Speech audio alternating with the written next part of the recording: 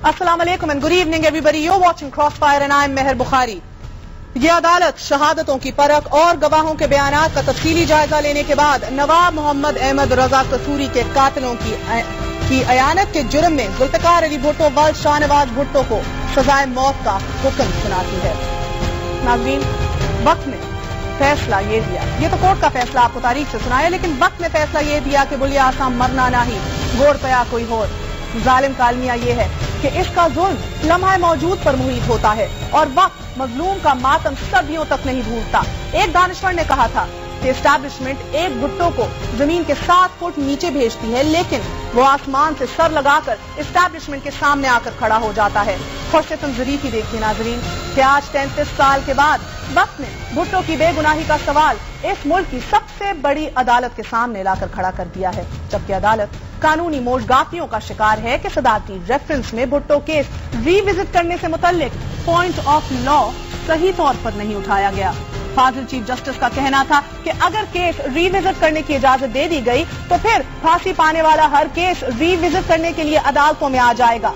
ताहम इसके जवाब में सरकारी वकील को अदालत के गोश गुजार करने की तौफीक न हुई कि जनाब ये केस फलां बनाम फलां नहीं, बल्कि ये केस जनरल ज़ियाउल हक बनाम वजीर आजम पाकिस्तान का है कि जिसमें इंतजामी अफसरों से लेकर जजों जैसे आईनी ओहदेदारों ने इस मुल्क के अवाम के खिलाफ बगावत करने, इस मुल्क के अवाम के बनाए हुए आला तरीन कानून को, आइन को तोड़ने और इसके हक हाकमियत पर डाका डालने वाले एक जर्नैल की खुशनुदी के लिए पाकिस्तान के मुंतखब वजीर आजम को फांसी के फंदे पर लटका दिया।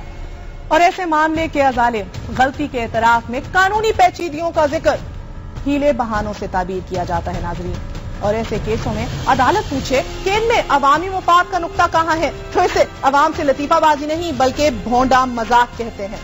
बात सीधी सी है, वेरी सिंपल, कि आइन हुक्म अवाम का है जिसके सब इदारे ताबे हैं, ख्वाह वो अदालत हो या कोई बैरक, और इसकी तजलील करने वाला मुजरिम भी अवाम का मुजरिम है, चाहे वो ज़ियाउल हक हो और जिसने कि भुट्टो को फांसी पर लटका दिया, या फिर हम बात करें वो परवेज मुशर्रफ हो कि नवाज शरीफ को प्यारा साजिश केस में सजा दिलवाए या फिर जिलावतन कर दे। ऐसे कौमी मुजरिमों को अदालतों के फैसले पनाहें दे भी दें, लेकिन अवाम के अंगूठों वाले बैलेट पेपर्स आमरों के खिलाफ ही फैसले सुनाते हैं। बात जुल्फिकार अली भुट्टो नामी बेकसूर शख्स को फांसी देने से आगे की है, और वो ये है कि इस मुल्क के मुलाजिमों ने मिलकर अपने आकाओं के नुमाइंदों का कत्ल किया है। वजीर आजम इस्लामी जमहूरिया पाकिस्तान की सजाए मौत के परवाने पर दस्तखत करने वाले जजों का कसूर बिल्कुल वैसा ही है कि जैसा 3 नवंबर 2007 को परवेज मुशर्रफ नामी आमिर के PCO का हलफ लेने वाले जजों का था, और वो जुर्म है आईने पाकिस्तान यानी कि अवाम के हुक्म से रूगर्दानी। इसी के साथ साथ आपको लेके चलेंगे आज की एक और बहुत अहम डेवलपमेंट की तरफ। आपको याद होगा नाजरीन के खबर ये गर्म थी कि दत्ताखेल ड्रोन हमलों के बाद असाकिर पाकिस्तान ने अमेरिका से मुतल्लिक अपनी पॉलिसी जो है वो तब्दील करने का फैसला कर लिया है, और ISI के सरबराह लेफ्टिनेंट जनरल शुजा पाशा एक सख्त पैगाम लेकर अमरीकी CIA के सरबराह लियोन पेनेटा से मुलाकात करने चले गए हैं। अखबारात पता ये दे रहे थे कि अमेरिका से ड्रोन हमले बंद करने, CIA के एहलकारों की पाकिस्तान में तादाद कम करने जैसे मसाइल पर दो टोक बात की गई है। ये खबर पढ़कर जो ख्याल फौरी तौर पर जहन में आया वो ये था कि बड़ी देर कर दी मेहरबान आते आते, और जो सवाल पैदा हुआ वो ये था कि हमारे असाकिर के कलूब में वतन की मोहब्बत 302वें ड्रोन हमले के बाद क्यों जाग उठी।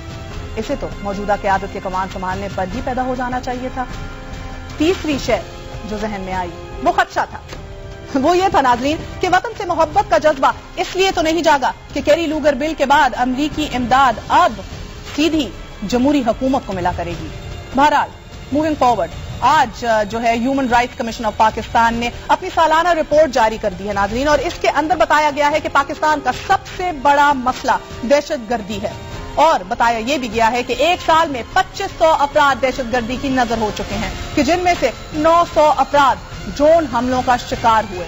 दूसरी तरफ अमरीकी अखबारात बता रहे हैं कि ड्रोन हमले कम करने का मुतालबा अमरीका ने मुस्तरद कर दिया है, अलबत्ता इस सिलसिले में बाहमी ताउन को वुसअत देने पर रजामंदी जाहिर की गई है।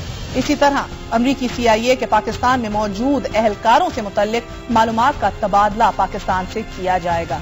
शुजा पाशा साहब अमेरिका का दौरा मुकम्मल करके अब अंकारा पहुंच गए हैं, कि जहां उन्होंने सदर मुमलिकत आसिफ अली जरदारी साहब को अपने दौरे अमेरिका की रिपोर्ट दे दी है। ادھر کل قومی اسمبلی میں وزیر اعظم سید یوسف رضا گیلانی قائد حزب اختلاف کی تقریر میں اٹھائے گئے کچھ اعتراضات کا جواب دے رہے تھے ناظرین، اور وہ یہ کہہ رہے تھے کہ ڈرون حملوں پر اپنا موقف دے رہے تھے، کچھ لگے لپٹے الفاظوں میں اپنی بے بسی کا اظہار کر رہے تھے۔ ان کا یہ کہنا تھا کہ ڈرون حملوں پر ہم احتجاج کرتے رہتے ہیں کیونکہ یہ دہشت گردی کا کوئی حل نہیں ہے۔ دوسری طرف ہم دیکھتے ہیں کہ شور کوٹ میں آج پریس کانفرنس کرتے ہوئے مولانا فضل الرحمان یہ کہہ رہے تھے کہ اب ڈرون حملوں پر زبانی کلامی جو ہے وہ قبول نہیں کی جائے گی، اب جو ہے قوم اب زبانی جمع خرچ کو ایکسپٹ نہیں کرے گی، اسے مسترد کر دے گی، اب عملی طور پر کچھ کرنا پڑے گا۔ نیچرلی کوشچن رائز، سوال یہ ہے کہ کیا پاکستان عملی طور پر ایک سپر پاور کے خلاف کچھ کر بھی سکتا ہے یا ہمیں ڈرون حملوں کے خلاف پہلے کی طرح اب بھی آنکھیں بند کر لینی چاہیے؟ اور اسی پہ بات کرنے کے لیے آج ہمارے ساتھ موجود ہیں سیکیورٹی اینالسٹ زید حامد صاحب۔ زید صاحب السلام علیکم، بہت بہت شکریہ ہمارا ساتھ دینے کا۔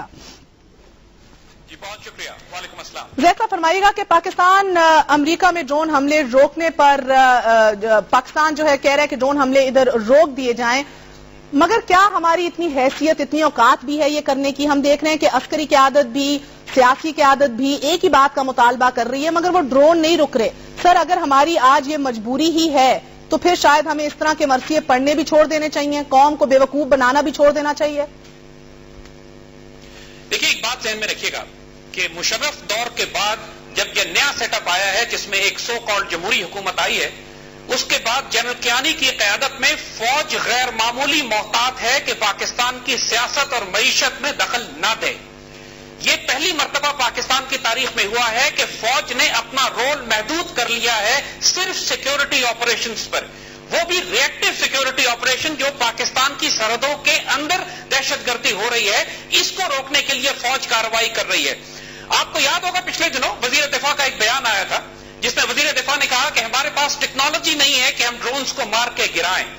اس کے جواب میں اگلے ہی دن ایئر چیف کا بیان آیا کہ حکومت ہمیں حکم دے تو ہم جب چاہیں ڈرونز مار کے گرا سکتے ہیں، حکومت ہمیں اجازت نہیں دے رہی۔ اور یہی معاملہ، یہی بیان وزیر اعظم نے پارلیمنٹ میں کل دیا ہے کہ ہم ایک ڈپلومیٹک طریقہ استعمال کرنا چاہتے ہیں ڈرون حملے روکنے کے لیے اور اپنے فرینڈلی ممالک سے رابطے کر رہے ہیں۔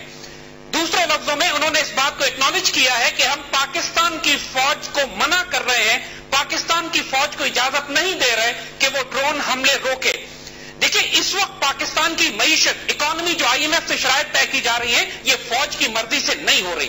اسی طرح امریکہ پاکستان کی ڈپلومیسی، فورن پالیسی، یہ فوج کی مرضی سے نہیں چلائی جا رہی۔ فوج پاکستان کی تاریخ میں جب اپنی مرضی کرتی ہے تو اس کی ہمیں وہ صورت میں نظر آتا ہے کہ جب راولپنڈی سے 111 بریگیڈ چلتا ہے اسلام آباد کی طرف، اور وہ اس وقت فوج اپنی ڈیسائسو مرضی کرتی ہے۔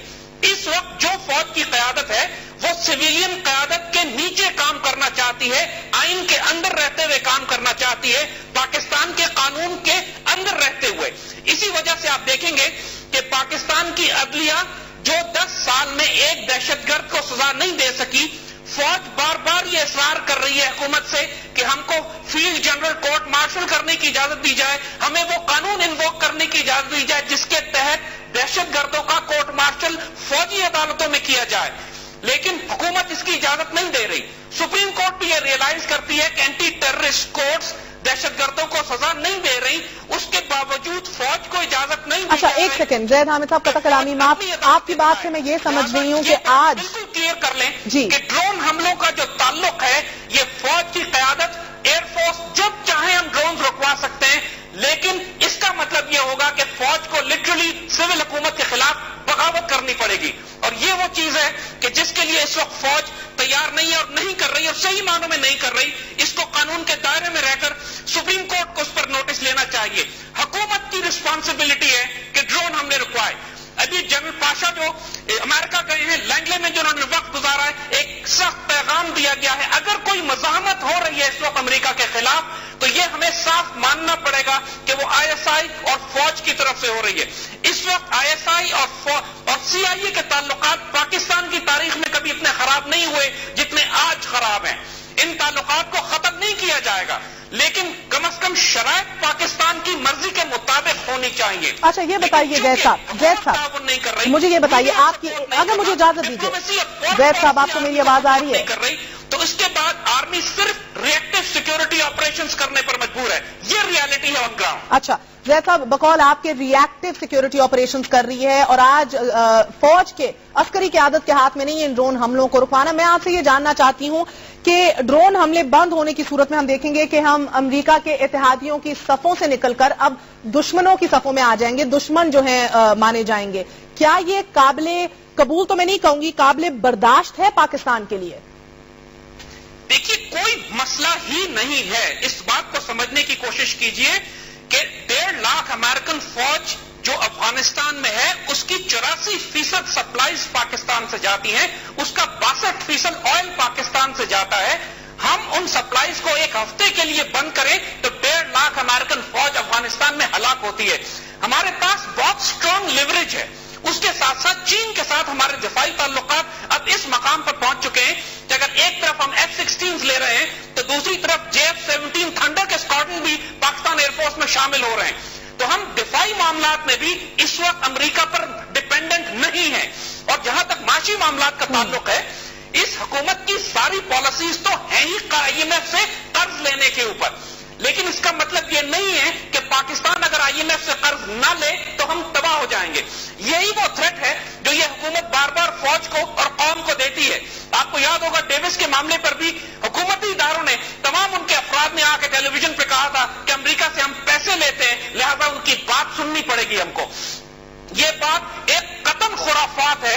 پاکستان کے اپنے وسائل، ہماری اپنی اسٹریٹجک پوزیشن، ہماری اپنی ضرورت ہے امریکہ کو اور نیٹو کو. اس وقت کسی صورت میں بھی وہ پاکستان کو نقصان نہیں پہنچا سکتے. ہم اپنی شرائط منوانے تو پھر اجازت دیجیے مجھے ایک چھوٹا سا وقفہ لینے کی زید حامد صاحب، کیونکہ وقفے کے بعد ہم آ کے پوچھیں گے کہ یہ 335 امریکن پرسنل جو ہے، امریکی پرسنل جو ہماری سرزمین پر، آپ کی اور میری سرزمین پر جو کھلم کھلا پھر رہے ہیں، وہ آخرکار کون ہے؟ اور آج تک ہماری چلیں سیاسی قیادت نہیں، عسکری قیادت کو بھی یہ کیسے نہیں پتا کہ کتنے امریکی پرسنل پاکستان میں پھر رہے ہیں، وہ کس طرح کی خفیہ ایکٹیویٹیز کر رہے ہیں، یہ جاننے کی کوشش کریں گے. یہ چھوٹے سے وقفے کے بعد ہمارے ساتھ رہیے گا. دس از لاٹس مور ٹو کم.